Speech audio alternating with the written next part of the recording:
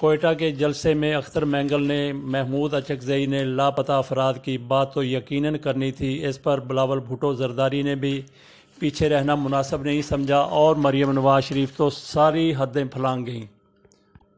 لاپتہ افراد کے حوالے سے ایسی ہمدردی اور پیار کا اظہار کیا کہ سراسر جھوٹ پر مبنی انہوں نے ایک واقعہ بھی سنا دیا۔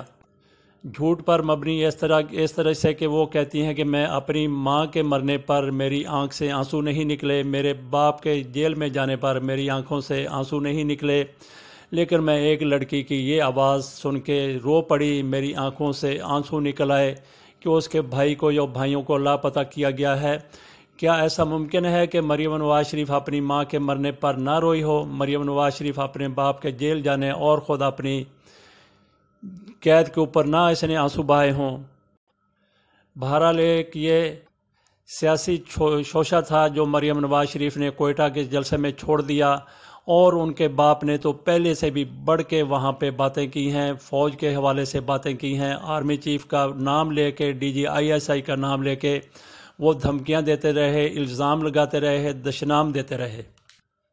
اور جیسا کہ کچھ لوگ کہہ رہے تھے میاں نواز شریف کو کھلا چھوڑ دینا چاہیے، وہ خود ہی ایسا کچھ نہ کچھ کر گزریں گے کہ ان کے گلے میں خود بخود پھندا ٹائٹ ہو جائے گا، خود بخود ان کے گلے میں پٹا پڑ جائے گا۔ ایسا ہی میاں نواز شریف نے کوئٹہ کے جلسے میں کر دکھایا ہے۔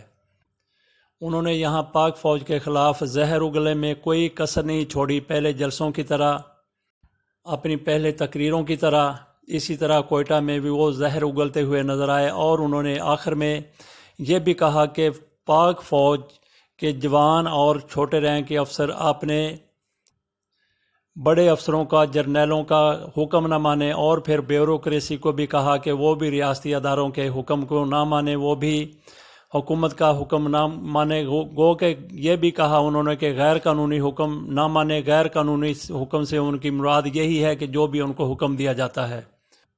تو پاک فوج اگر بڑے افسروں سے ہدایت نہیں لے گی، جنرل قمر جاوید کا حکم نہیں مانے گی، DGI کے ماتحت جو لوگ ہیں وہ اس کا حکم نہیں مانیں گے، تو کہاں سے وہ ہدایت لیں گے؟ نواز شریف سے لیں گے، جاتی عمرہ سے لیں گے، بلاول بھٹو سے لیں گے؟ کس سے وہ ہدایت لیں گے؟ کس کے حکم پر وہ عمل درآمد کریں گے؟ ساتھ ان کو یہ بھی دھمکی دی کہ آپ لوگوں کو اگر آپ نے کوئی اس طرح کا حکم مانا جس کو میاں نواز شریف غیر قانونی سمجھتے ہیں، پھر اس کا خمیازہ بھگتنا پڑے گا۔